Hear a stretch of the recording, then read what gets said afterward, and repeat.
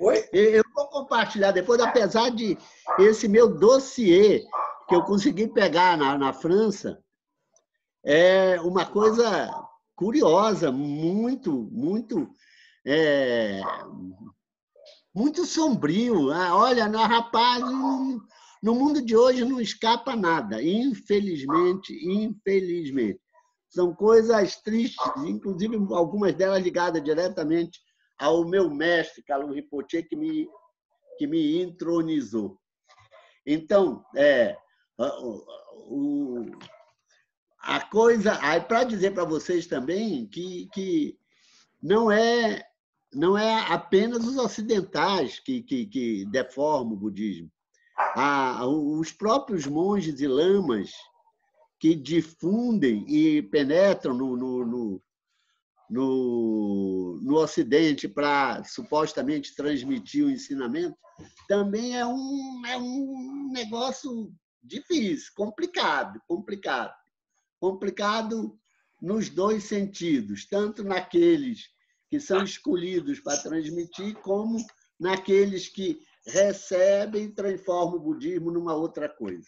Se apropriam do budismo e deformam ou alteram completamente o ensinamento do Buda. E é isso aí. Eu até estou lá no meio de um livro de uma francesa que dá um pouco desse recado, que é conte o fé de budismo. O que é que eles estão fazendo do budismo? E a introdução dela é um terror. Apesar dela não ser uma boa...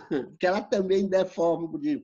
Mas ela é professora de História do Budismo Ocidental na Universidade de Columbia, em Nova York. E fez uma pesquisa enorme, que foi a tese de doutorado dela, no Ocidente, chamado Os Devotos do Budismo, em francês. Eu estou começando ali, quer dizer, enfim, eu não... É difícil você ser budista no Ocidente hoje. E é difícil você ter pessoas adequadas, que realmente tenham realização para difundir. Mas isso aí eu vou ver se eu traduzo grande parte disso para fazer o dossiê e passar para vocês. Não, pelo amor de Deus, não para tirar a fé de vocês, mas para a gente deixar mais firme, para a gente saber que a gente tem que contar com a gente, basicamente com a gente, e fazer o nosso caminho, custe o que custar. Então, vamos lá. E eu preparei. E isso, para vocês entenderem, isso está me fazendo rever. Só no primeiro sutra eu tenho, olha, as versões mais estranhas de tradução em cima. E eu tenho a sorte de estar contando com uma série de obras, né, em relação a isso. Esse do Majjhima Nikaya, do Vapolaharaula, né? O Vapolaharaula é extraordinário, eu considero um dos maiores monges. Mas o Vapolaharaula... Consegui achar, dá um toque aqui. Tem que prestar atenção. A tradução para o francês é do Rubandé, é um outro cara, é um estudioso do budismo, igual o Michael Beisser. Não é um budologista, como é o Tretoneri, como é o André Barrault, como é o Burnoff. Não. Agora, o Vigilyatna é um budologista. O budologista. Ele é a outra versão dele. Só que ele, além de traduzir, que é essa versão aqui, ele tira deste sutra em particular, ele tira na filosofia budista, ele tira essa interpretação que nós estamos trabalhando com o quadro dele, que é esse aqui. Entendeu? Que é esse aqui. Esse é o quadro baseado do Mohan Fijat. Eu mandei um outro quadro desse hoje para vocês pelo Guilherme. Chegou a distribuir para todo mundo os 3, Guilherme? Hein, Guilherme? Não, mestre Paulo. Eu fiquei o dia na rua hoje, que foi aniversário da Ada. Não brinque, eu estou pensando que está todo mundo com esse negócio. Os 3, eu te mandei 3 materiais que eu fiquei preparando. Eu não abri nada hoje. É verdade que eu mandei umas 5, meia, 6 horas. Já Não, é eu estava na quando eu rua. terminei. Não? Mas eu mando agora. Eu faço aqui agora. Ok. Tá, eu mandei isso, que é parecido, é igual ao outro, só que tem um final que eu mudei aqui, ó. Eu acrescentei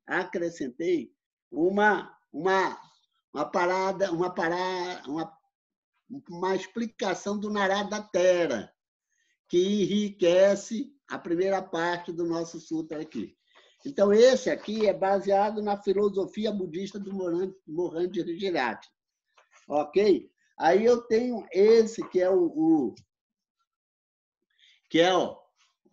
Mind Language of Buddha.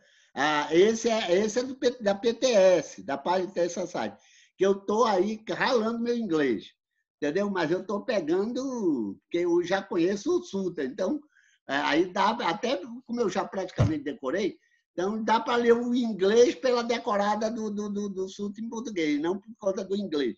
Então eu só vou atrás de pensar as palavras.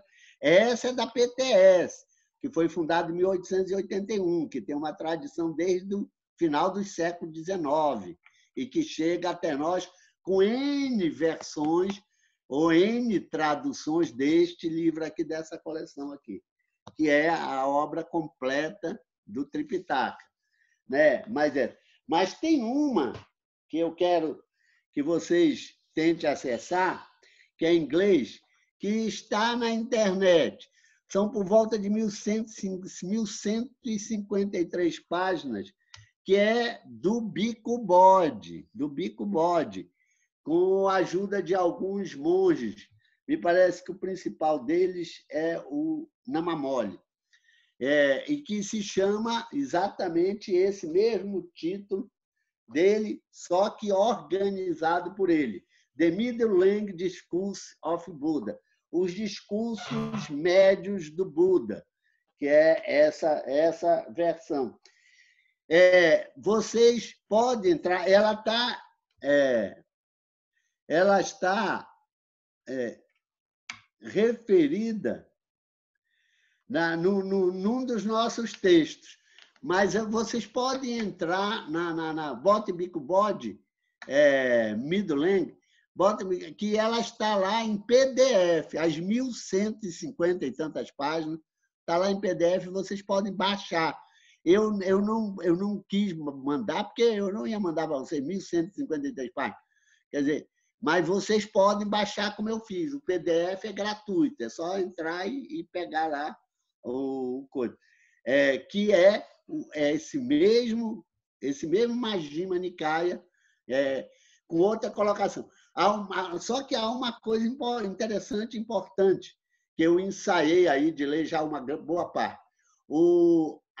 Ele tem uma introdução do Bhikkhu Bodhi de umas 80 páginas, que apresenta faz um arrazoado muito melhor do que aquela introdução que nós lemos desde janeiro, na parte inicial da nossa versão do Acesso ao Insight, que é a introdução.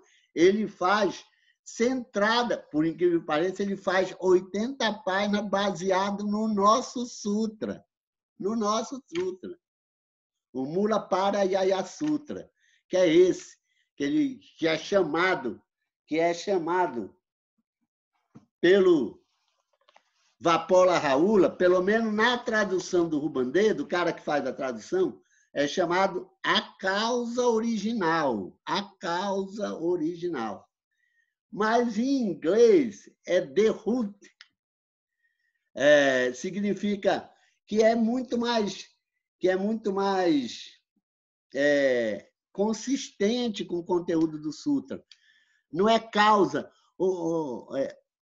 Não que esteja completamente errado. A palavra que é muito usual é a base estrutural, que às vezes é um subtítulo.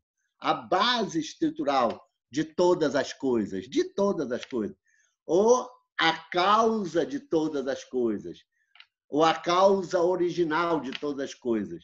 Mas a palavra que eu acredito traduz melhor aqui está no inglês, é a raiz de todas as coisas.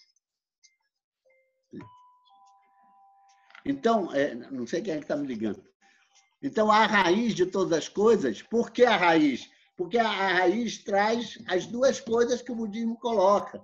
Tudo quanto existe no samsara depende de causas e condições. Lucas? Não é para você ver quem é que estava me ligando, mas não interessa, não. Tudo depende de causas e condições. A palavra raiz traz as duas coisas ao mesmo tempo.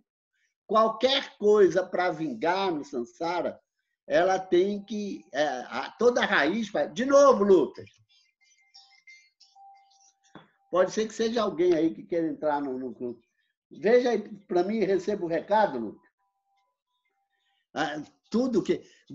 A raiz é, ao mesmo tempo, causa e condição. Porque nenhuma raiz germina sem condições. E ela é a causa daquilo que aparece, que surge.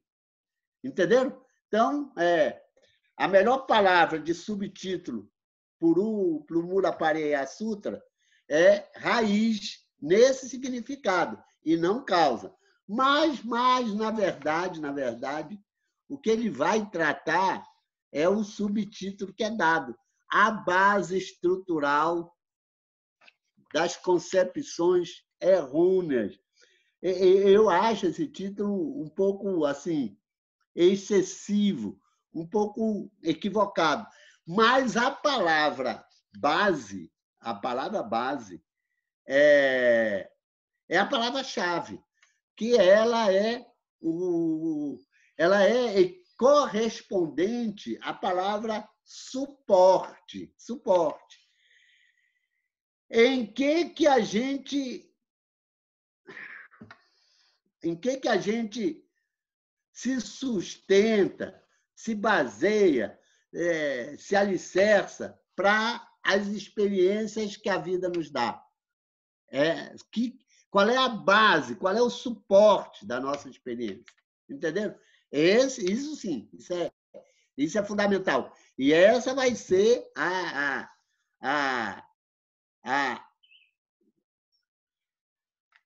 grande armação, o grande desenvolvimento de tudo aquilo que ele vai argumentar, o Buda vai esclarecer ao longo disso aí.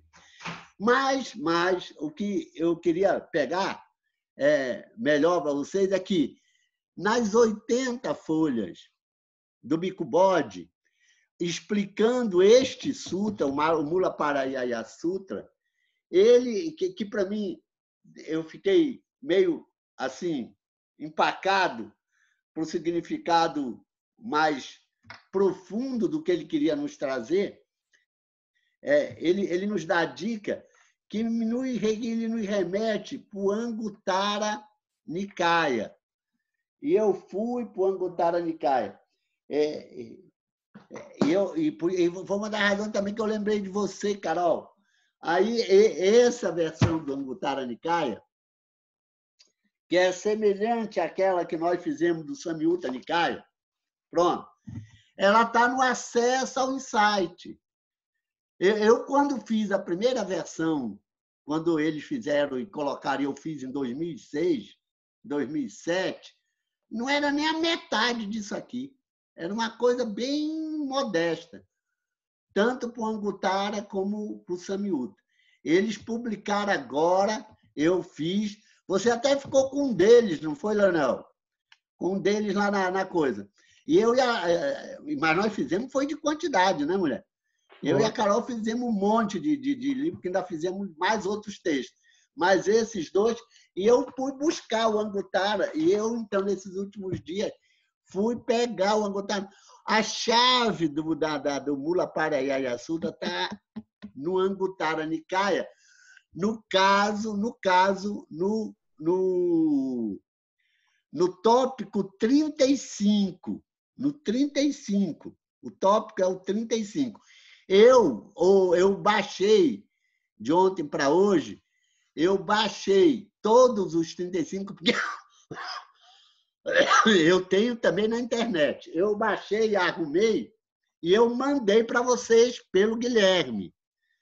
Então, vocês têm um material em português, do Anguttara Nikaya, que nós vamos tratar disso no final da nossa fala, que nos dá a chave de compreensão do Mula Parayaya Sutta. Então, essa chave não está no Mula Parayaya Sutta inteiramente. Ela está neste item que, não por acaso, se chama também a raiz das coisas que existem. É evidente que a gente também tem que esclarecer, e para vocês, eu acho que isso já está lógico, que nós estamos falando, e eu cada vez mais sinto que nós temos que acrescentar a palavra sansárica quando a gente fala da realidade. Porque, se você diz a condição da existência, ela induz a erro. Porque quando ele fala que se extingue essa vida, o cara acha que extingue a existência, e o nirvana é a continuidade da existência, só de outro jeito. O que se extingue é a existência sansárica. Essa. Então, eu vou começar a botar o epíteto, as coisas sansáricas, os seres sansáricos, aí para definir e reforçar essa dualidade que o ocidental não tem a compreensão. Ele não tem, né? A justo título, ele vai considerar que tudo se extingue quando a pessoa vai para o sansara, para o nirvana. Tudo se extingue. O que não é verdade nesse sentido, porque a vida não se extingue jamais. A vida nunca teve começo nem vai ter fim. A existência, a maneira de existir, o modo, ou a condição, ou o estado em que a gente existe, isso sim, é de outra natureza, de outra índole, completamente diferente da condição sansárica. Ok? Mas o que ele vai responder é o que é que nos sustenta no sansara, o que é que nos dá a ilusão, não a delusão, olha que coisa, olha como é que é inapropriado, que nos dá a ilusão de que tudo isso aí que nós vivenciamos, nós nos baseamos, tudo isso é real. Isso é real. E não é verdade, não é real. Então, é ilusório. Mas é isso que ele vai explicar em detalhes em relação a o que é a base. Agora, eu acho pertinente que acrescente o estrutural, porque ela se organiza como algo complexo. Vamos usar a palavra que o budismo usa, apesar de eu resistir com essa palavra, que é composições. O Buda diz com muita clareza, tudo quanto existe, agora vamos acrescentar, no sansara, depende de causas, condições e composições. Composições significa que são coisas heterogêneas, coisas complexas, coisas diversas, coisas de natureza distinta. Então, não há uma homogeneidade, não há nenhum monismo no universo. O universo é fundamentalmente heterogêneo. Ele é diverso. A diversidade prevalece no universo. Não tem dois seres iguais. Não tem nada igual. Há uma variabilidade em tudo quanto existe, em tudo quanto existe. Então, aí vem o estrutural, a ideia do estrutural.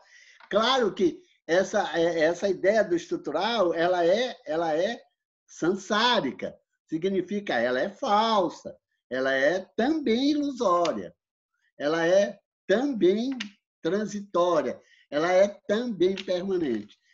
E por trás, aí volta, por trás de toda essa base estrutural, que é tudo que ele vai argumentar em relação à nossa condição de existir dentro desse universo, tudo que ele vai nos colocar é afetado diretamente pelos 3 princípios. Não tem jeito.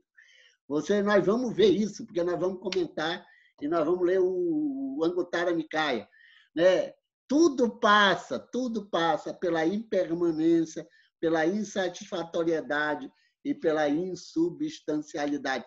Apesar de ele insistir, eu não sei se é no original, pela trocar a insubstancialidade pelo não eu.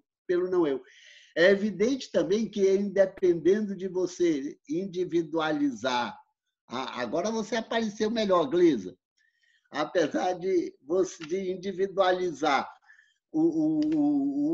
vamos chamá-lo assim, o agente, que é o ser, mas, na verdade, nós somos apenas uma das manifestações insubstanciais do universo.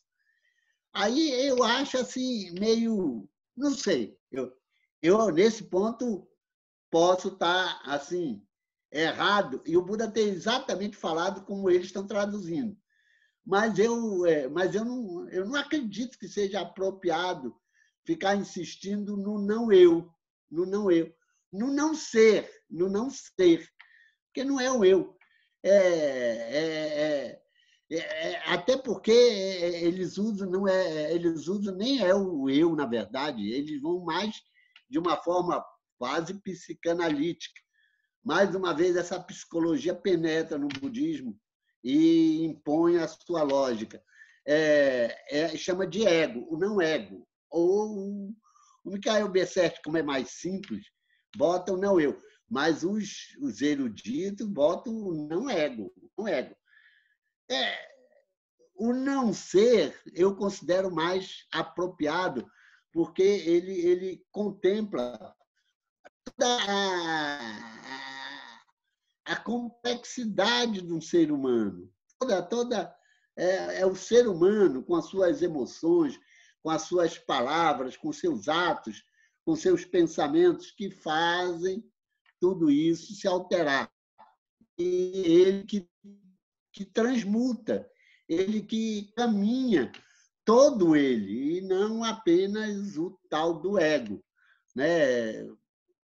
Nessa construção que é muito individualista, ou muito, a palavra já diz, egóica, e que leva eventualmente a uma perspectiva, e no Ocidente isso é fatal. Talvez não tanto no Oriente, confesso. No Ocidente, que é o egocentrismo. Você começar, nas suas práticas, a ficar amarrado no seu próprio umbigo. E aí você não avança, porque aquilo que você devia lhe combater, lhe domina. E aí você vira cada vez egocêntrico, em nome de que tem que fazer o caminho da sua libertação, do seu caminho. E que, em vez de lhe abrir para tudo quanto existe na integração e desintegração das energias ou do suporte dos skandhas, que é uma das bases estruturais, ela nos fecha para esse individualismo que, de uma certa maneira, vai marcando de uma forma muito intensa e muitas vezes restrita do nosso caminho dentro do budismo. Então eu também cada vez mais eu vou chegando à conclusão de que a maneira como a gente conhece e entende e compreende o budismo é que determina o nosso tipo de experiência e de realização. Hoje não tenho nenhuma dúvida quanto a isso. Nenhuma dúvida quanto a isso.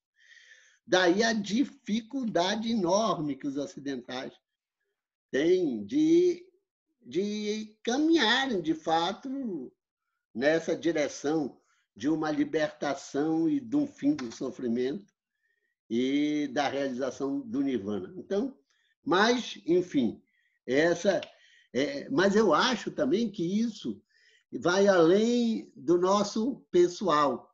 Isso é uma coisa coletiva, cultural.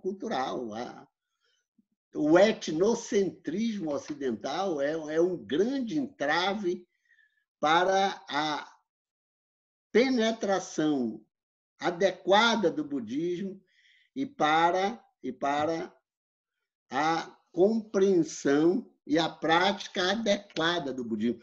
Por isso que ele foi apropriado por tudo que é jeito aqui. A introdução desse livro da Marion, o que eles fizeram do budismo, ela é altamente esclarecedora do que tudo que eu tenho dito em relação a isso, e ela ainda mais contundente, porque ela é nova-iorquina. Então, ela realmente acaba com a brincadeira. Ela marreta pesado. E ela quase que dá um retrato caricatural do budismo, que é deprimente, que é triste, pelas apropriações de tudo que se diz em nome dele e que rigorosamente não tem muito a ver com ele.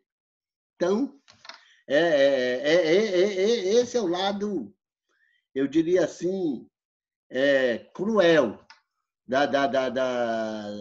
do budismo, entre aspas, ocidental. Então, e é por isso que o entendimento e a compreensão adequadas do budismo é o nosso grande handicap, a nossa grande condição de uma realização do caminho que leva à libertação e ao fim do sofrimento dentro da lógica budista. Eu queria colocar a novela a minha... Eu praticamente, até todos que mandaram, eu dei 10 em relação ao estudo dirigido. Eu vou devolver corrigidamente, mas eu vou assinalar onde eu achei que tinha coisas que poderiam ser revistas.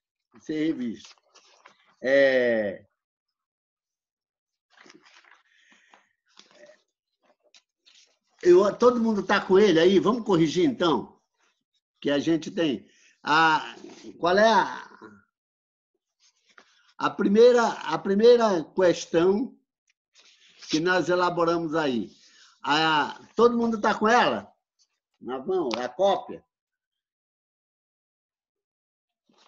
Então, enumeração dos elementos fundantes da corporeidade e de suas características, de seus atributos.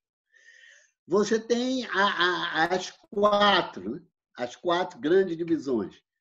A terra, que é Patave. Eu peguei as coisas do Narada, né? Que é esse acréscimo. Você já mandou, Guilherme? Os textos já, mandei agorinha. Então, quem já recebeu esse texto, eu tenho uns acréscimos no final dele. Mas vamos lá. Primeiro vamos fechar. A terra, que é Patave, que está na referência 24. O número que eu coloco aqui é o número no Sutra. Mas eu vou dizer só a resposta. A terra é sólida. E ela representa o tangível. Ela tem a ver com o nosso tato, né? O nosso tato. É o tangível. Né? A questão da forma, da corporeidade, como Skanda. Entendeu? Da corporeidade. Ela é o sólido. Ela entra no princípio da inércia e da extensão, que são duas ideias complementares. Mas o termo técnico é o PATAF. O segundo, a água, né? que é apo, que é líquido intangível. É o líquido intangível, que você não pega, porque ele dissolve. Líquido intangível. Ele está, então, na parte lá de baixo dessa aqui que eu enviei agora, que é esse nosso do Sutra, e lá atrás eu botei uns complementos do Narada, ok? Para quem não tem. Mas aqui eu tinha, ó, terra, sólido, já tinha. Eu só não tinha a palavra em oriental correspondente e a explicação disso aí. Então, e ela é responsável pela coesão. A terceira é o fogo, tejo, que dá o calor e o frio, gozado, o calor e o frio, os dois. E que nos dá a vitalidade. E que é a radiação. Nos deixa os seres que se aproximam dele lá em cima. Lembre, não por acaso eles são chamados de radiantes, que são os Brahmas radiantes. Cadê a luz? Me salvo engano meu, deve ser do 15º plano de existência, os radiantes. Quarto, o ar vaio, que nos dá o movimento e a mobilidade, e que é o responsável pela vibração, a vibração. Além desses 4, então, no que eu mandei em complemento, você tem algumas características de 4 derivados do elemento. Olha, os 4 derivados. Primeiro, a cor, vana. Segundo, o odor, ganda. Terceiro, o gosto, rasa. 4, o nutriente, que é hoje. São os 4 que estão ali. Mas ele diz assim, isso é o Narada que fala, não é mais o Mohan Vigilatma. O Narada diz, matéria é constituída de forças e qualidades. Olha como é que é interessante. Forças. Quer dizer, esses impulsos de energia que nos constituem. E qualidades em todas elas, terra, água, fogo e ar. Cada uma delas é uma força e uma qualidade, e nos leva. E ele ainda acrescenta 3, o movimento e o calor no campo material. Essa afirmativa, eu recomendo que vocês meditem sobre ela. Ele diz assim, o movimento e o calor, quer dizer, preste atenção, o do ar e o do fogo. O ar e o fogo. Movimento, ar. Calor, frio, fogo. O movimento e o calor no campo material correspondem, respectivamente, à consciência e ao karma no campo mental. Gostaram? A consciência e o karma no campo material. Quer dizer, o ar é, né, a consciência. Ela é solta, né? Lembra que a imageria que o budismo tibetano faz da consciência como um macaco? Ela vai para lá, vai para cá, vai para lá, pula para cá, pula para lá. E ela é o nosso movimento. E o karma é o que esquenta a nossa vida e que nos aprisiona. É o karma. É a nossa volição. Por quê? Porque ele é o impulso do movimento. Eu me mexo porque a minha volição me leva a mexer. Então, ela é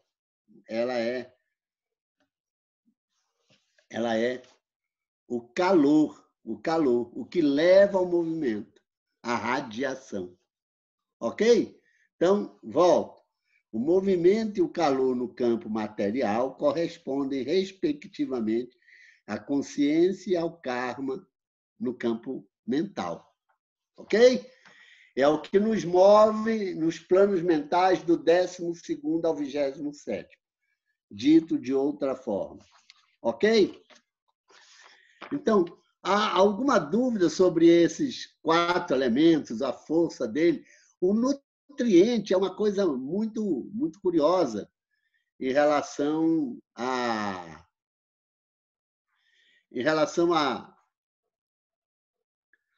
nossa própria sobrevivência. E, em geral, raramente alguém valoriza isso dentro dos textos budistas, a questão do nutriente. Mas o Narada é muito forte nisso. Na correção que eu... Alô? Saiu? Saiu? Eu estou vendo vocês, mas aqui mudou. Lucas, mudou aqui. O que foi que houve? Você apertou em compartilhar a tela. Não apertei nada, não. Eu estou aqui com os papéis. Não, eu mexi. Não, eu mexi na mesa. Mas eu estou vendo. Estou vendo o Leonel, estou vendo o Guilherme. A gente não Guilherme, consegue você ver está, você. inclusive, no escaninho da Jéssica. Tá vendo ele? Ele só arredou. Tá. Não foi nada, não. Suponho. Ah, tá aparecendo a tela do Alexandre para mim aqui. Calma aí. Ah, do Alexandre já apareceu, é? Aí, pronto. Agora apareceu. Aí, agora todo mundo. acertou. Aí foi. Entrou, mas não estou vendo o João Paulo, a Rafaela, Felipe, Pedro. Pedro Dias está aí, homem? Uau. Agora tá bom, tá. Isso. Camila? Camila. Então, vamos lá. Nas respostas, eu escrevi Paulo, isso aí, eu vou pergunta? mandar a folha de resposta. Pode? Paulo, tem uma pergunta. Antes que passe, porque eu só estava explicando, no campo material, movimento ar e fogo calor,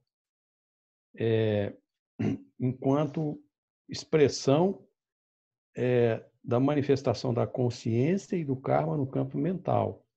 A minha pergunta é, quando estamos meditando no campo material, na corporeidade, no meu corpo, e sinto e trabalho o movimento e o calor no meu corpo, isso facilita acessar a consciência e o karma no campo mental. Não, ele não quer dizer bem isso aí, não. O que ele está, preste atenção, homem, o que ele fala é o seguinte, é a nossa paixão, é o nosso desejo, que é calor, que nos leva, que é o fogo, que nos leva ao movimento.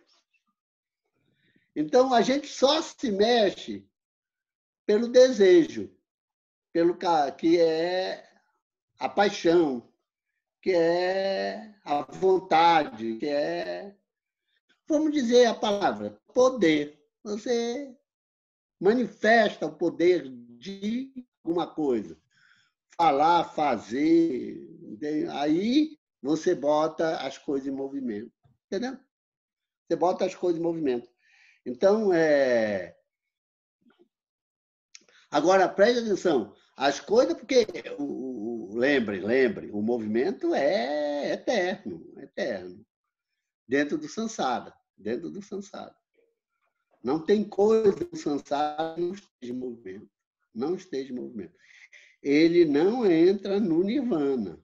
Entendeu? Mas ele não entra no nirvana para a condição de quem está no nirvana. Mas o movimento, o cara no nirvana assiste o movimento. Entendeu? Ele não está em movimento porque ele é o movimento. Entendeu?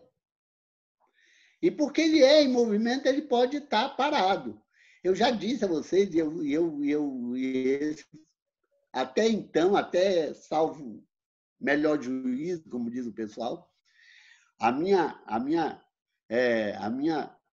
visão num trem completamente transparente na sua janela, e eu no meio, na mesa, olhando, eu estava parado, mas eu estava em movimento. Entendeu? Então, o paradoxo da realização do Nirvana é a energia que você é, na sua condição de pura energia, ela é parada. Mas toda a sua energia está em movimento. Entendeu? Então, porque o Nirvana e o Sansara são indissociáveis. Isso você tem que ver que isso é uma realização, não é uma abstração mental, não é um cognitivo, como estão falando agora. Não é um cognitivo, não é algo que você conhece pela sua mente ou compreende pela sua mente. É algo existencial de vida. Entendeu? Agora, vai entender? Então, mas lembre, de volta para o fundamental. Nós temos que ter isso muito forte quando a gente meditar. Esse movimento é o Sansara. O Sansara é a gente se botar em movimento. Mas nessa constatação, há uma dualidade entre você e o movimento. Entendeu? Você não é o movimento, você é o que faz o movimento acontecer na sua vida. Entendeu? Você é o impulso. Né? Impulso. Então, Deus fez e a coisa começou a se movimentar. É o poder. É o primeiro, não por acaso no esoterismo, é o primeiro raio. A volição. E a volição bota as coisas em movimento. Pronto, aí os universos começam a aparecer, se manifestar, os seres dentro dele, e nós nascemos. Pronto, lá vamos nós. Entendeu? E é esse que é o nosso fogo, né? O fogo. Eu mandei para vocês no material, e eu fiz questão, porque qual foi minha surpresa lendo o Angutara? É de que no final da coisa, ele trazia, e eu terminei praticamente com ele, eu não vou deixar de colocar esse dado.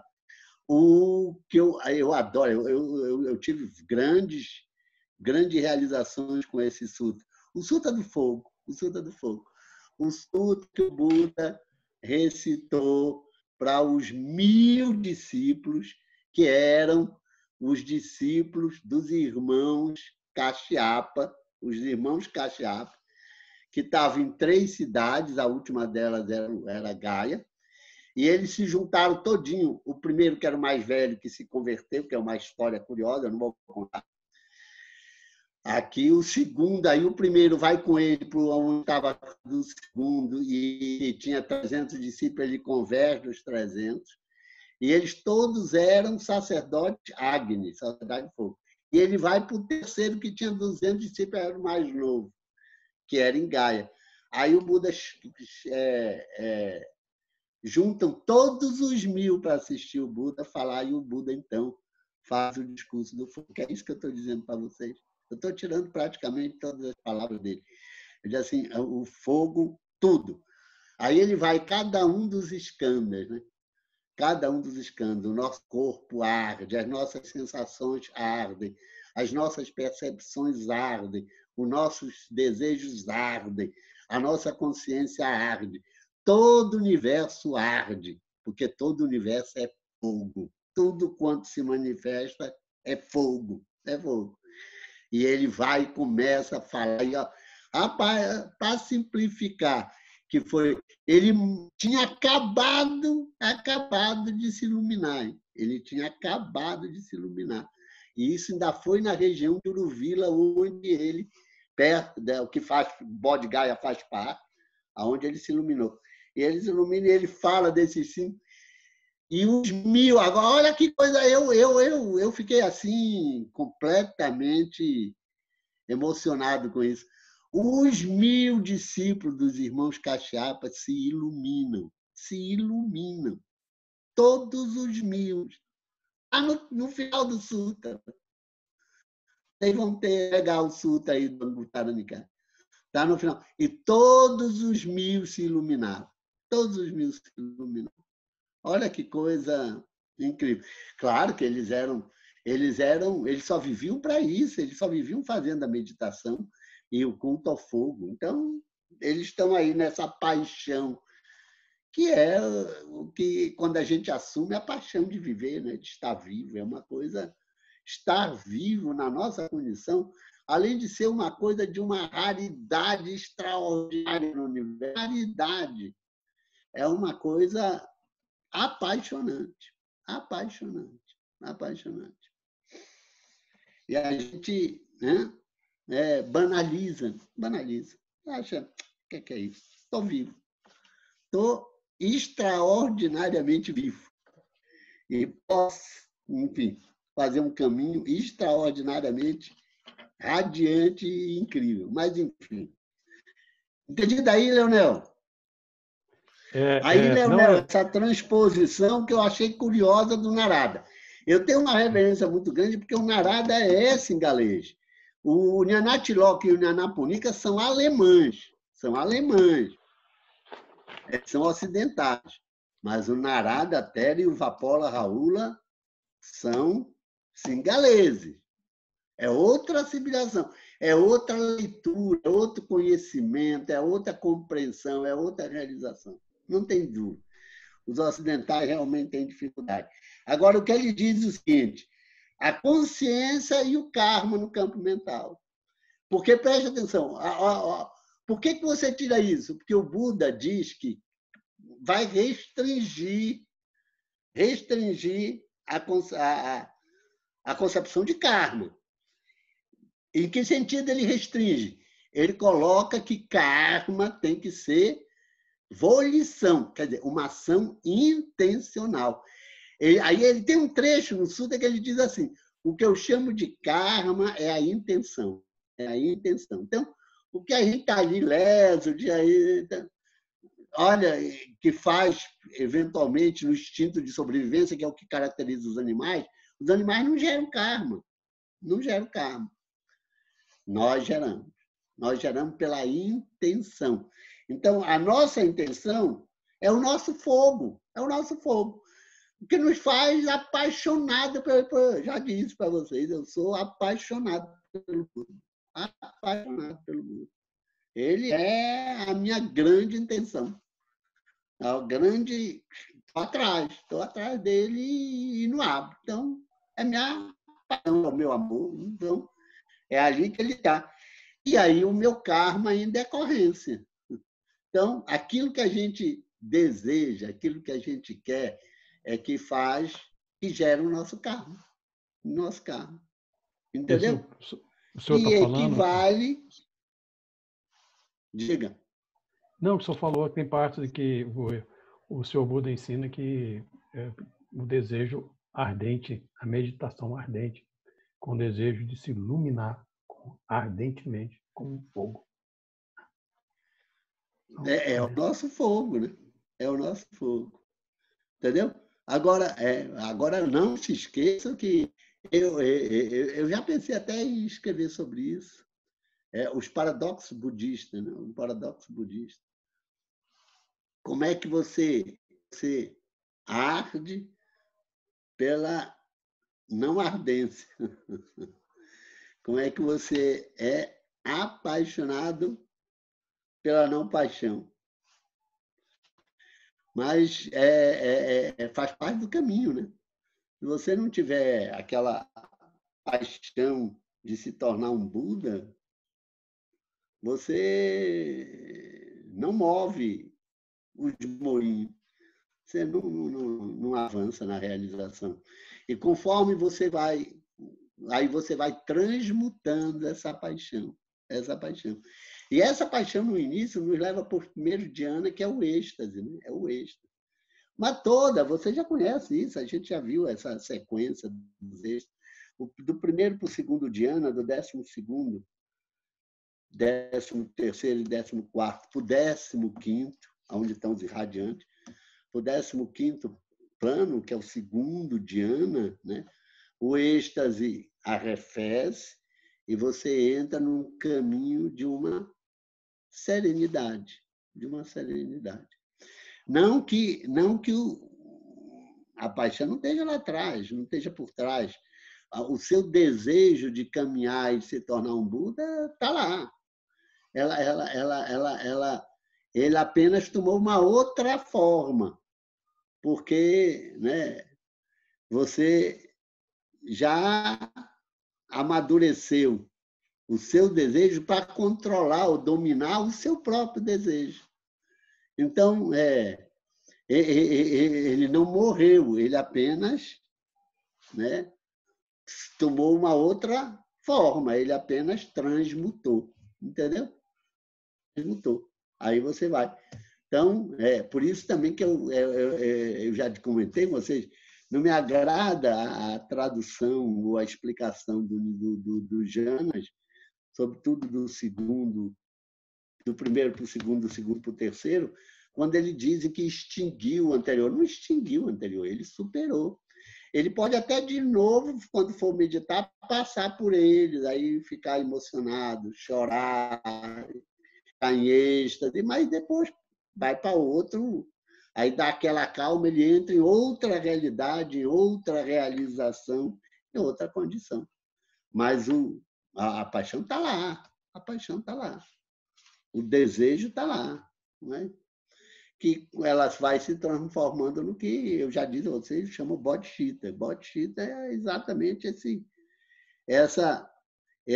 esse fogo de nos levar para a realização da condição de um Buda, E é por isso que eu entendo também por que os sacerdotes do fogo, de Agni, se iluminaram tão assim subitamente. Por uma mera predicação do Buda. O Buda foi no âmago, foi aonde tocava eles, Pronto. Então, que é isso sim, caracteriza os grandes mestres, aqueles que sabem tocar aonde você tem o condão de levar você para a realização. Levar você, o que podem ser de N formas. A diversidade dos seres e do universo é uma coisa extraordinária. Então, tem N milhares de maneiras de você levar para a sua iluminação. Então, ficou claro aí, Leonel? Ok, Leonel? Tá ok, mestre. Tá muito bom. Eu só lembro, assim, fazer um adendo. Diga. Sem aumentar as delongas. Todos os rituais místicos, né, nos quais tenham participado, principalmente no xamanismo, como o fogo está presente, né? Impressionante a força do fogo nos rituais místicos. Né? Impressionante. E quando a gente se comove, aí é o fogo, né? Eu considero o fogo uma energia sublime, né? Sublime. Uma energia transmutativa, né? Energia, o fogo transforma. Por isso que o fogo, os alquimistas transformam o cobre, o chumbo, em ouro. Que é o que nós podemos fazer, né? Que é, de uma certa maneira, o calor que o sol representa, né? Que nos vem a figura da flor de lótus, né? Que é extraordinária, porque ela só vinga onde tem lama, né? Onde tem lama. E o gozado, o mais esquisito, é que ela precisa de água, né? Ela passa pela diluição que a água representa, né? A purificação. E ela vai subindo e atraída pela luz do sol, do fogo do sol. O fogo do sol. E o mais curioso é que o caule dela é apesar de estar na lama, é limpo. Ele é completo, ele não se suja. Olha que coisa curiosa. O caule não se suja. Então, você pode estar na vida, na lama, mas se você estiver no caminho, você não se suja. Olha como é que é muito incrível como alegoria. E o que vai lhe levando é o fogo, né? O fogo. E o que dissolve e limpa é a água, né? Que é um elemento purificador. Então, vamos lá, vamos lá. B, enumeração e ordenação dos nobres seres. Aqui, muitos não fizeram ordenação. Colocaram o Buda de primeiro. O Buda de primeiro. Se ordenação, o Buda é o último. Então, enumeração e ordenação. Primeiro, Sotapanna. Segundo, Sakadagami. Terceiro, Anagami. Quarto, Arati. Quinto, Pratyekas Buda. Sexto, os Budas. Correto. Entendeu? Então, aí todo mundo acertou. Aí uns se atrapalharam só na ordenação. Terceiro, enumeração e ordenação dos seres visíveis e invisíveis dos vários planos de existência.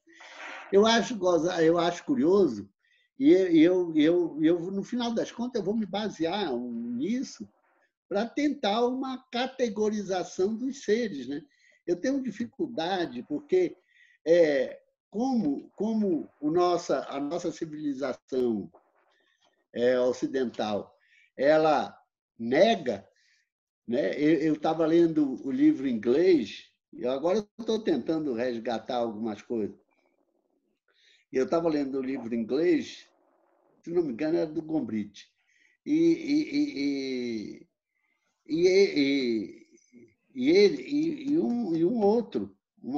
Um outro autor que me parece que é canadense. E ele diz, e ele fala assim, não vou nem longe, nem precisa muito. O cara que eu adoto, que eu estou adotando, o David Lloyd, que é inglês, que é americano, acho que ele é nova-iorquino. E o David Lloyd vai falar que tem que tirar o budismo da Idade de Ferro. E eu fiquei incomodado que tirar o budismo.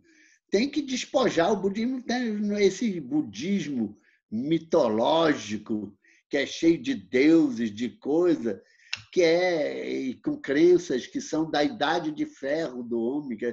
O Buda nem viveu na Idade de Ferro, até o cara... E é um budista dos mestres Zen, o mestre Zen. E eu me incomodei, rapaz. Ave Maria, o budismo é da Idade do Ferro, não é um infeliz para falar uma besteira dessa. Entendeu? Por conta de que ele acredita nessas categorias de seres. Mas vamos simplificar, os devas e os brahmas, né? Sem contar com os asuras, os pretas. Então, rapaz, aí eu achei curiosa essa classificação, mas eu não gosto dessas designações caraquetológicas, entendeu? Que dão um caráter e não uma tipologia, tu está entendendo? Então, enumeração e ordenação. Primeiro, os seres. Segundo, as deidades. Terceiro, os mestres dos seres. Quarto, os brahmas. Quinto, os radiantes. Sexto, os favoráveis. Sétimo, os grandes frutos. E oitavo, o dominador. Eu acho que os intelectuais ocidentais, como para eles nada disso existe, eles dão qualquer nome, entendeu? Qualquer nome. Até hoje eu não entendi o tal do dominador. Por que os caras chamam o dominador? Entendi. Porque cria domínios, no sentido de reinos, o dominador. Inclusive, não é, para um cara de uma grandeza, não é nem um nome apropriado. Não é um nome apropriado. Mas, na verdade, a tradição indiana, de maneira geral, e budista, de maneira geral, chamam todos do 12º em diante, até o 27, de Brahma. Alguém ia falar alguma coisa? Sim, sou eu aqui, Rafael, tudo bom? Diga, Rafa. Depois tem como o senhor mandar o corrigido, assim, as respostas para a gente? Não, vou mandar todos para vocês. Eu estava esperando, eu já tenho aqui. Eu posso até mandar amanhã logo para você ou para o Guilherme para ele enviar. Entendeu? Eu já tenho ela batida e tudo.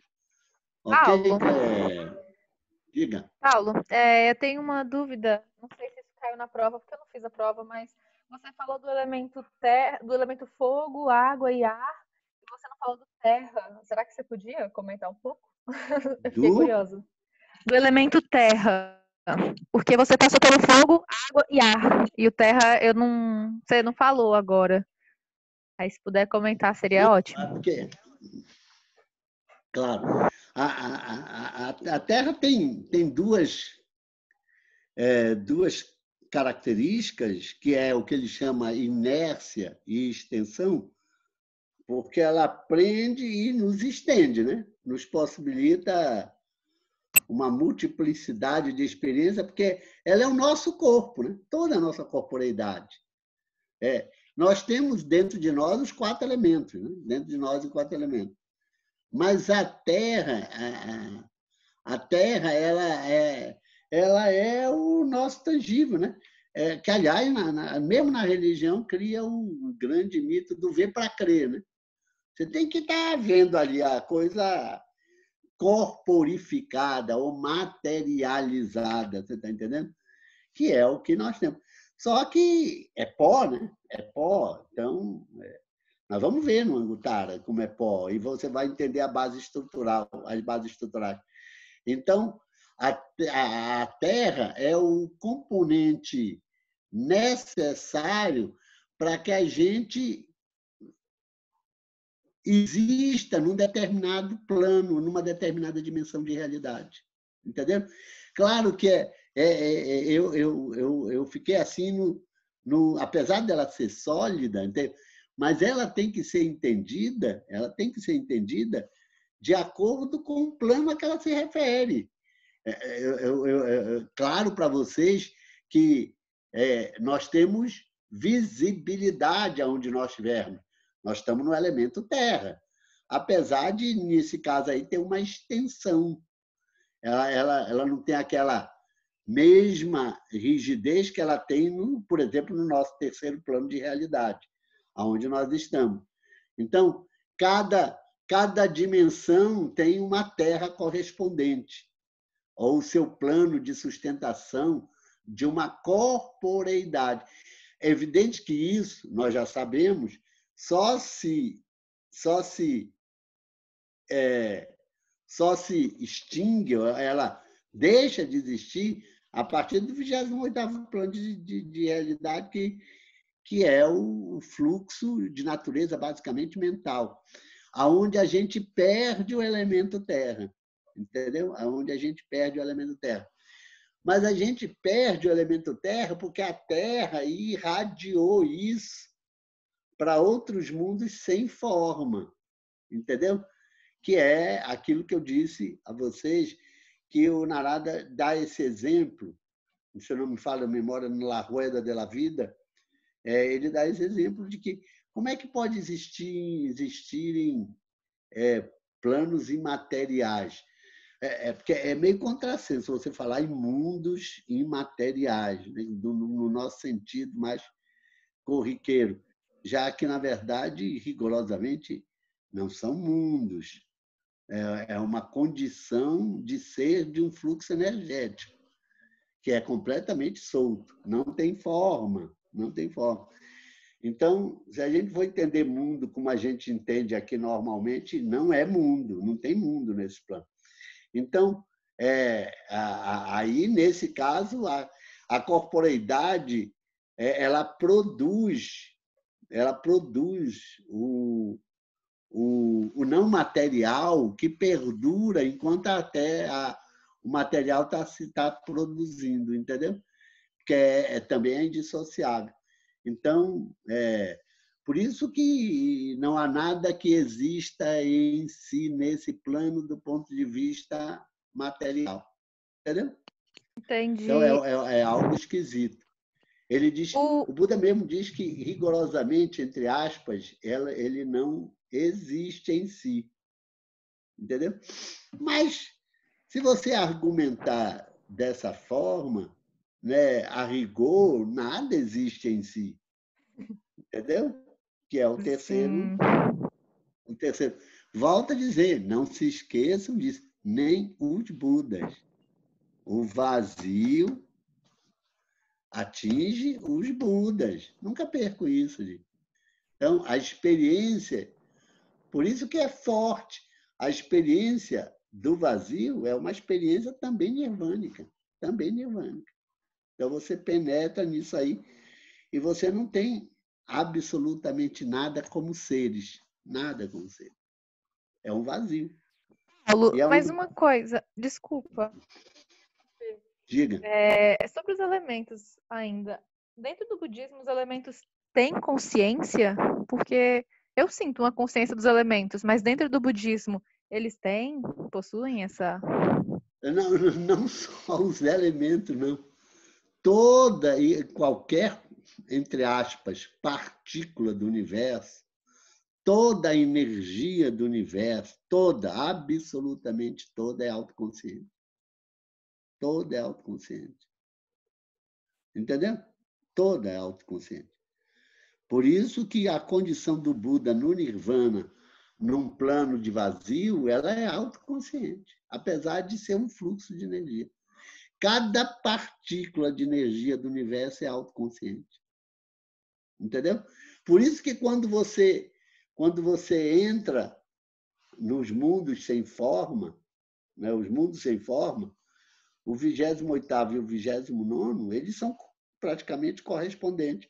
Um é o espaço ilimitado, o outro é a consciência ilimitada. O universo, mesmo no Nirvana, é um espaço ilimitado. Ilimitado. Só que o vazio existe dentro desse espaço. Volto, porque o Nirvana e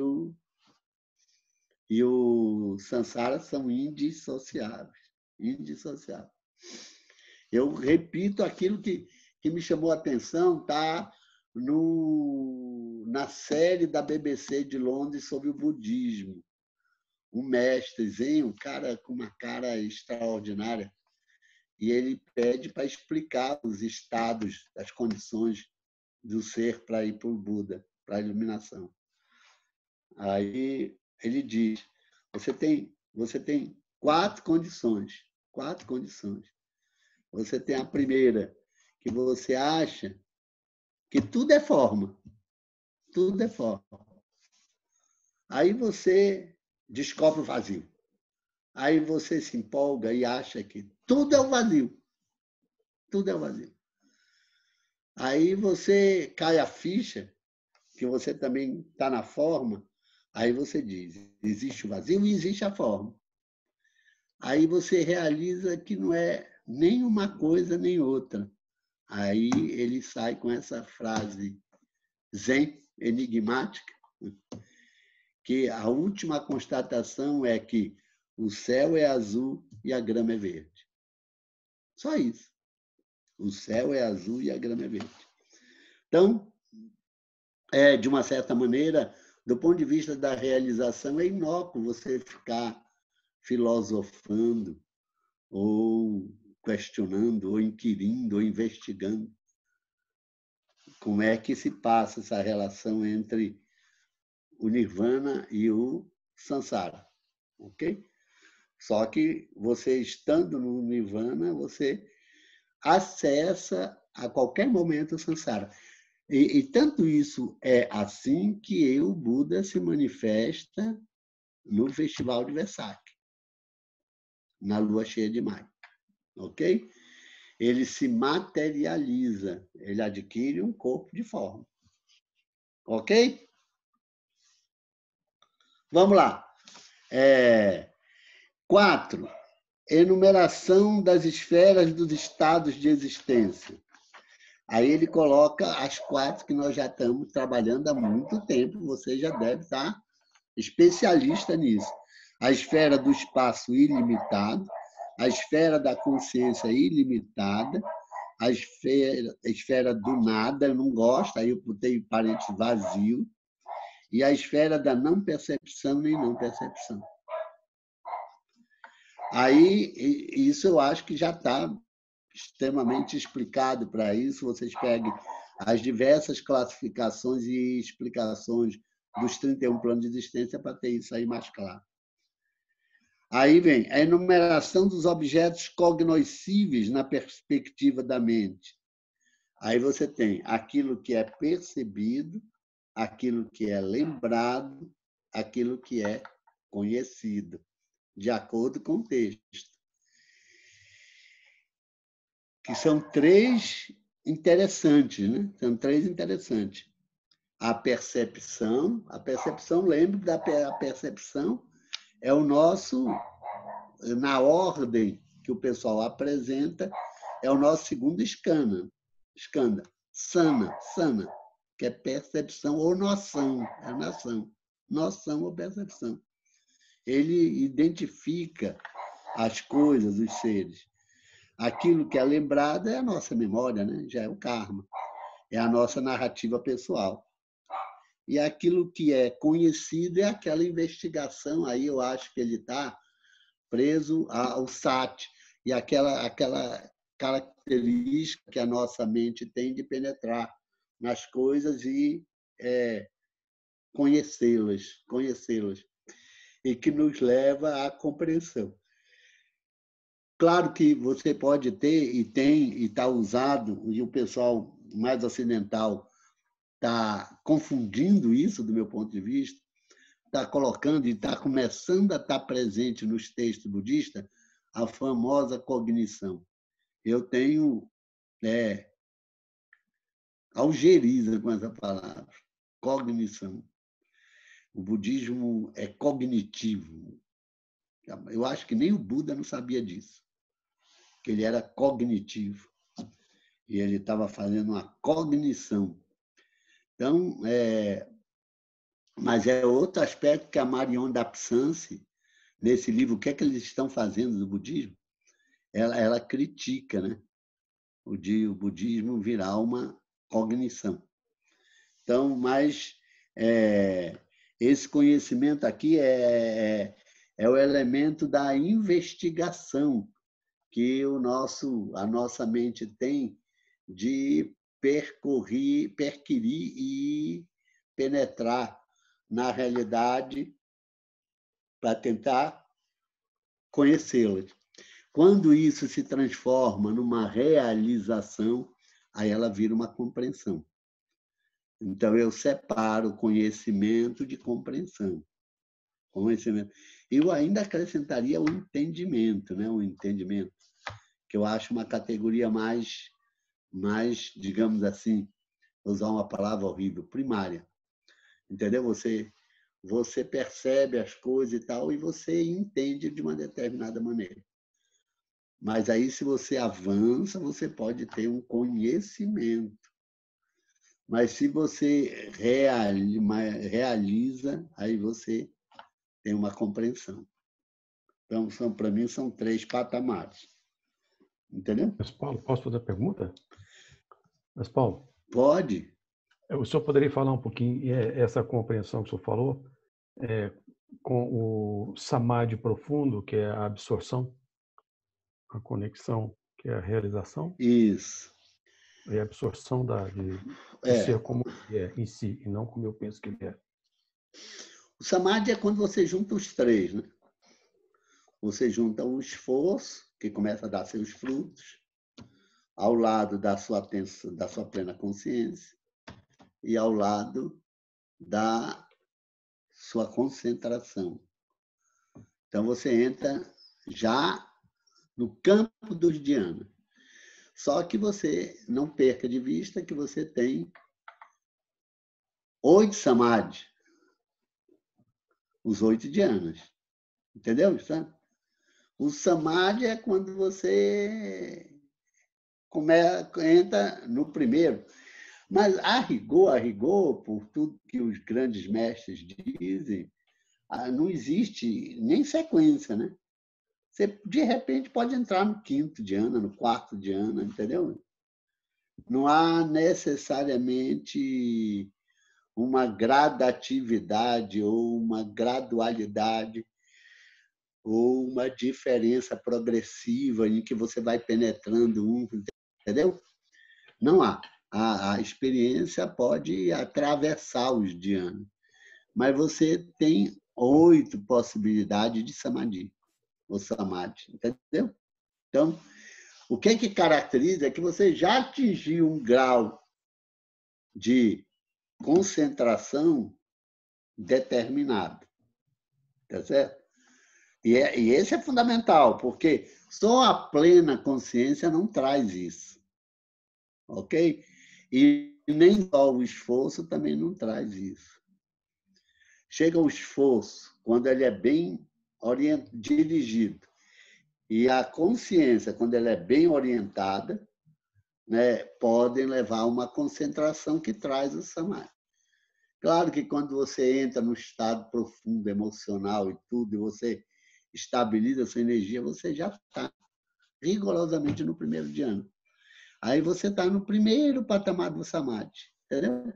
O primeiro patamar. Então, a gente tem que saber. Eu achei muito curioso no livro do David Lloyd, onde ele relata a experiência de me parece que é um pastor protestante, que ele tem uma belíssima experiência de união com a natureza, onde ele vê coisas maravilhosas e ele acha que tudo são divinas realizações de Deus que ele, em êxtase, compartilha. E ele já acha, ele dá a entender, o David Lloyd, inclusive, que é o mestre Zen, o problema do pessoal do Zen, que, em geral, ele não é bem informado. Apesar do David Lloyd ser um especialista, ele é um budologista, de qualquer maneira. Mas ele não é bem informado no ponto de vista da realização. Então, você confundir esse estado, ele confunde, ele acha que ele teve um insight de Deus, entendeu? De Deus, que ele realizou a energia divina que Deus possui. Ele achou, então, que ele esteve com Deus. Ou, como eles gostam de dizer, Deus e ele eram um só. Entendeu? Eu sou Deus. Então, e, na verdade, ele foi, de fato, inegavelmente, uma experiência fantástica, maravilhosa. Maravilhosa, sublime. Mas isso, no budismo, é o primeiro dhyana. Entendeu? Mas o David Lloyd se empolga, né? Acha que o cabra... aí tira a conclusão que todo mundo pode ir para o Nirvana, não sei o quê e tal. A tese eu até concordo, mas o exemplo eu não concordo, não. O dhyana não é, o Nirvana não é isso que o pastor lá, enfim, o religioso, provavelmente um evangélico, experienciou, entendeu?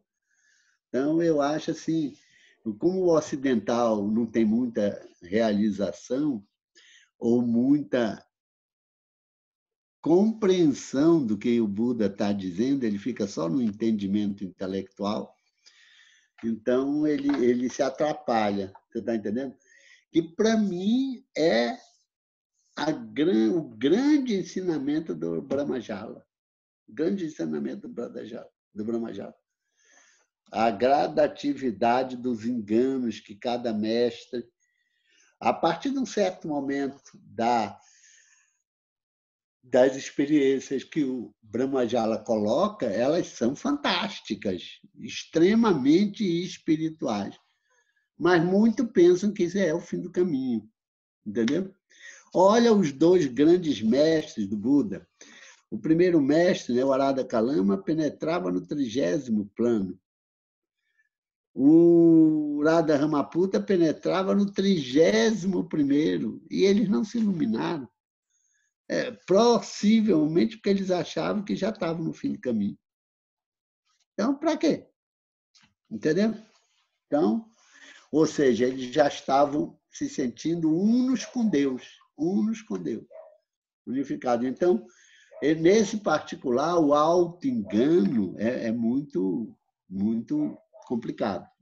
E preste atenção, o samadhi, o samadhi ou samadhi, ele é o samsara. Ele é o samsara.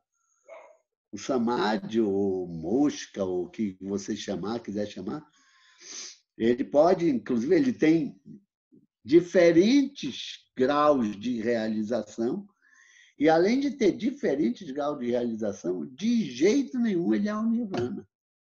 Lembra que ainda está faltando 2. A compreensão e o pensamento correto. Entendeu? Que é o que dá sagesse, a sabedoria. Prajna, ou panha, entendeu? Que é a sabedoria. Aí sim, o samadhi, com o prajna, que é a sabedoria, aí dá o nirvana. Entendeu? Aí dá o nirvana. Então, cuidado. Isso aí nós estamos ainda dentro do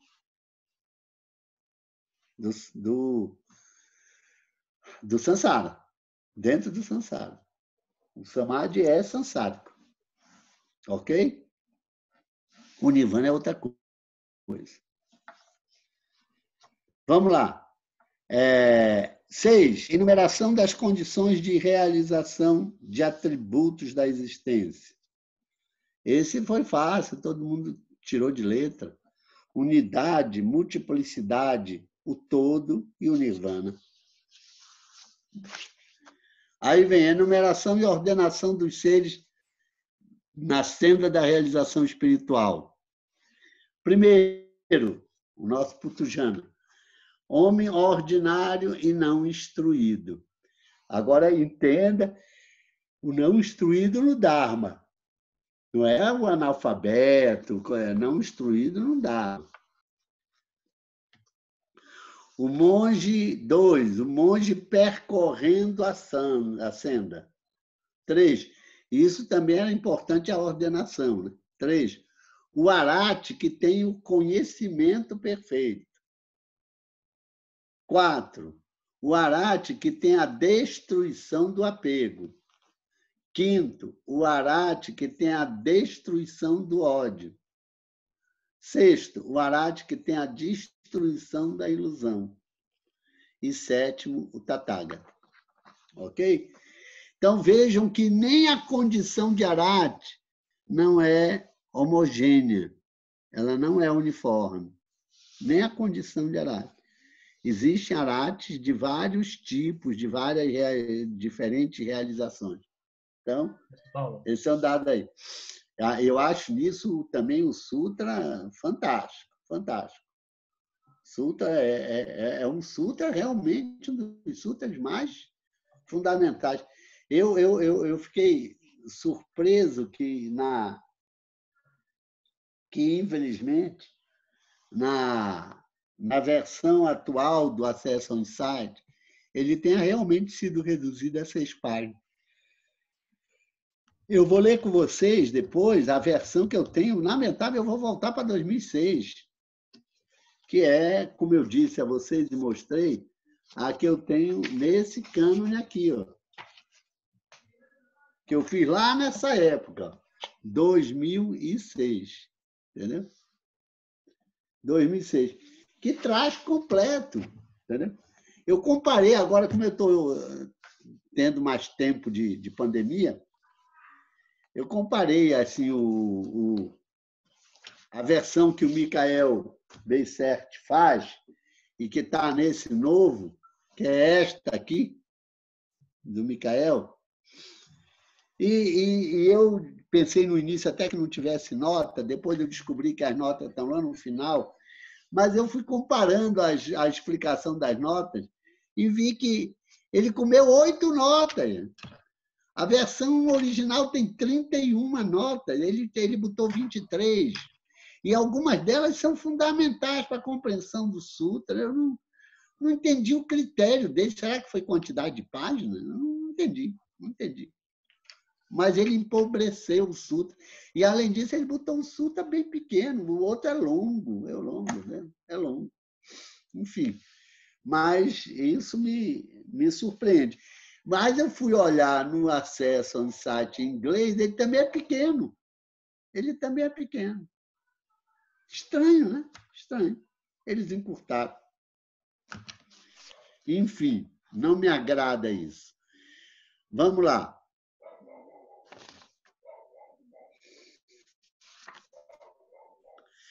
8. Enumeração e ordenação das condições dos seres humanos em relação aos estágios de conhecimento ou de realização espiritual. Claro que naquele outro ali, vários de vocês erraram a sequência, né? Mas vamos lá, aqui. 1. Ignorância.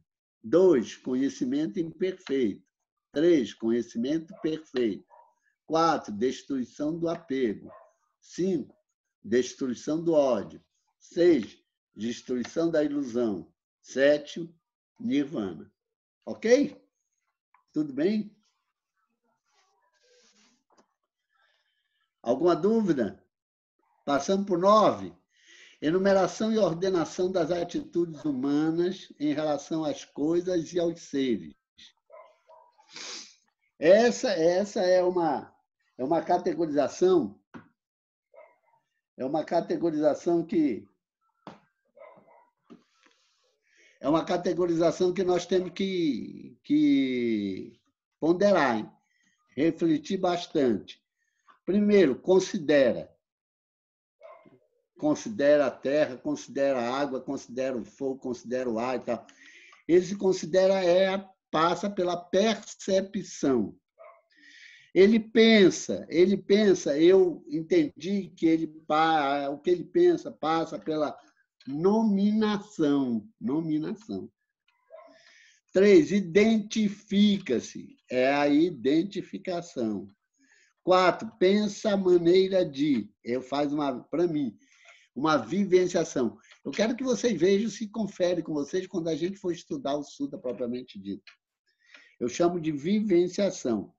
Pensa como sua, é uma apropriação. Regozija-se, é uma regozijação. Então, nós temos 1, a percepção, 2, a nominação, 3, a identificação, 4, a vivenciação, 5, a apropriação e 6, a regozijação, ou júbilo, ou regozijo. Ok? 10, enumeração das raízes do mal. Ignorância, ódio, ilusão. Eu já disse aí que entra as diversas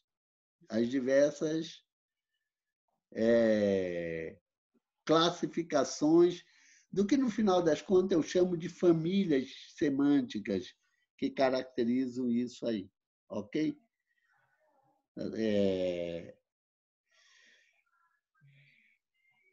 11. Características e atributos do Tathagata. Destruição do desejo, desapego, abandono, renúncia, conhecimento perfeito, conhecimento supremo, extinção do eu, da ilusão. Repetindo. Destruição do desejo, desapego, abandono, renúncia, conhecimento perfeito, conhecimento supremo, extinção do eu, da ilusão. Ok? Finalmente, elementos constitutivos da compreensão do Tathagata. O apego é a causa do sofrimento, a existência é a causa do nascimento, o nascimento é a causa do envelhecimento e da morte. E aí vem essa inesgotável rede de nascimentos e mortes. Ok? Eu estou vendo aqui que está super avançado, né? Não me dei conta, mas como a Jéssica nos autorizou, a gente Fica nisso aí, e eu quero que vocês... Eu gostaria, para vocês entenderem de fato os sutras, que vocês lessem o Anguttara Nikaya, aqueles sutras selecionados que eu enviei, pedindo esse favor ao Gui, que ele mande aí. Veja se todos receberam os 3. Eu vou mandar amanhã as respostas, ok? Para todos verem aí. Eu mandei também, para aqueles mais novos, que não conhecem, eu fiz, no ano passado, na disciplina lá do Multiculturalismo e Budismo na Contemporaneidade na UNB, eu fiz uma retradução do texto do Etienne Lamotte, que eu tinha 3 textos separados, eu juntei, acrescentei mais textos, que significa dizer, peguei toda a parte do livro, porque quando eu fiz os primeiros 3 textos separados, eu pulei muito texto do livro. Nesse caso, não, eu não pulei, eu fiz o texto completo. Então, eu lancei isso no ano passado. Então, eu socializei. Uma parte desses textos vocês receberam assim, no varejo. Mas agora eu ampliei, retraduzi e publiquei e mandei essa nova versão do Etienne Lamotte. Eu considero um dos maiores budologistas do Ocidente contemporâneo. E eu mandei para vocês, então, o texto dele completo, ok? Através pedindo favor para o nosso mestre Guilherme. Ok? Então, estou muito contente que todo mundo está aí na força e no compromisso. Essa é uma das minhas gratidões de estar compartilhando.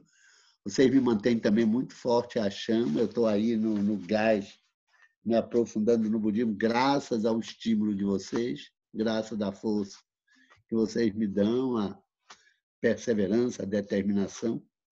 E eu espero que vocês tenham proveito disso aí. E que o Buda nos abençoe a todos e a nossa infinita gratidão a ele e a todos os mestres. Eu não podia deixar de fazer uma referência ao Padmasambhava, né? E eu vou compartilhar com vocês, quando puder, esse meu dossiê sobre as sombras do budismo. As sombras do budismo. É triste, é triste. Então,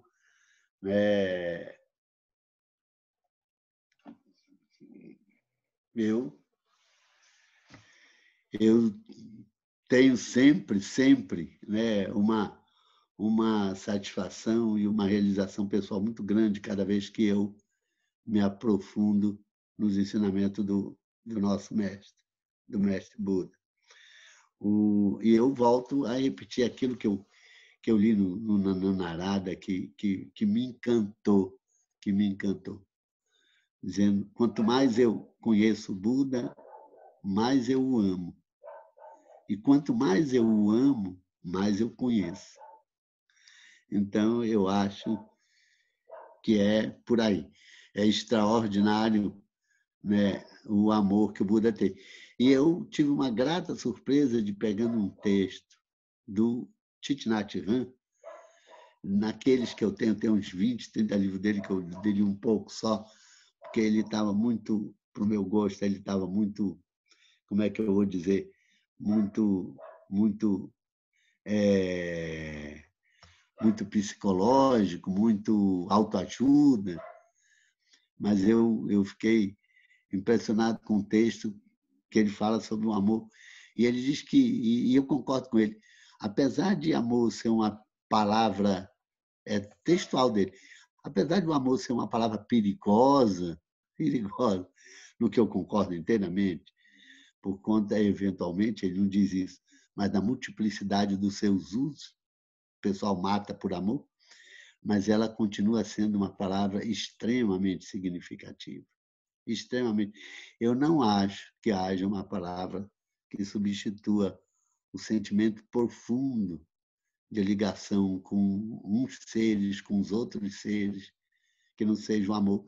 E é por isso que eu acho que essa energia amorosa, que é a energia que nós chamamos crística, ela perpassa tudo quanto existe no universo.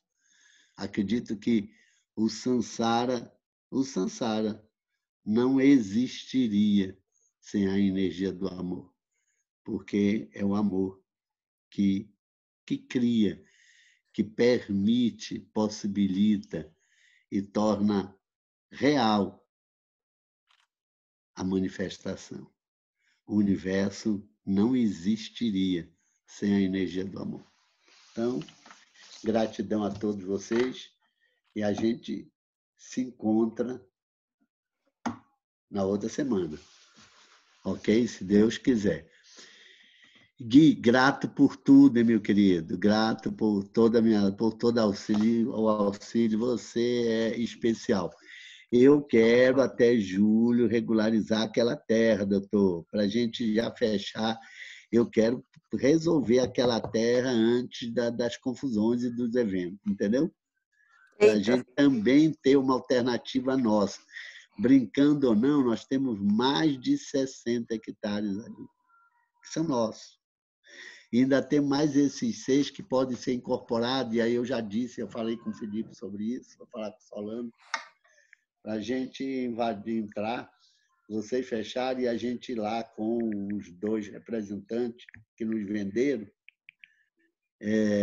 os irmãos, para eles irem conosco com o topógrafo para incorporar na terra, entendeu? Aí a gente paga aí um dinheirinho para ele extra, para ele ajudar e fazer, e a gente botar no processo.